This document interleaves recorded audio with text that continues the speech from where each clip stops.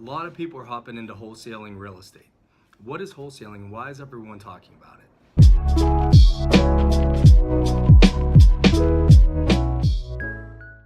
Wholesaling is a strategy in real estate that is essentially flipping a contract. Rather than actually purchasing the properties and taking on the risk with construction and evaluating the properties, all you're selling is actually an agreement.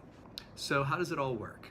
You as a wholesaler will market to try to find generally off-market properties. Now, a lot of times the end goal is to find discounted or distressed properties.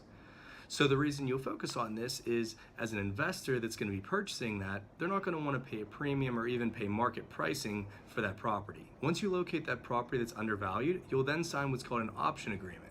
Now, an option agreement gives you the right but not the obligation to purchase that property for a certain period of time and for a certain price. Now, if that deal is good enough, a ton of investors will be very interested in looking at that property, whether they're landlords or developers or residential rehabbers. Essentially, they're going to want to find that deal at a discounted price, and if you have the opportunity to sell that contract to them, that's where you can make your premium or your profits in the deal. As you're out networking and finding new people to work with, you'll eventually accumulate a large list of investors that you can then send these properties to on a consistent basis. So essentially, you'll have your end client already lined up as long as the numbers make sense and as long as the deal is in their favor as a good investment. Now, once you find some interested investors, if they check it out and they like the deal, they'll then be able to move forward and they'll sign a purchase agreement directly between them as the buyer and the seller at the price that you have it under the option agreement at. You'll then set a separate agreement to them, which was called a release fee agreement, and that will be the premium or the difference of what the investor's paying in full versus what you have it under contract for.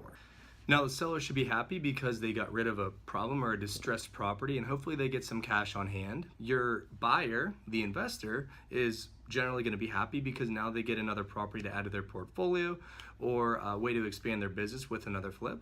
And then you, as the wholesaler in between, should be happy because you're going to get a premium for coordinating the deal and handling the transaction. So let's put some simple numbers to work here so that you can try to visualize it. Let's say that there's a property and you know it's worth $100,000 and you get it under an option agreement that's you directly with the seller for $35,000. You then market that contract to an investor and they say, you know what, I'll give you $40,000. I don't care who's getting paid in between, I just want the property for $40,000.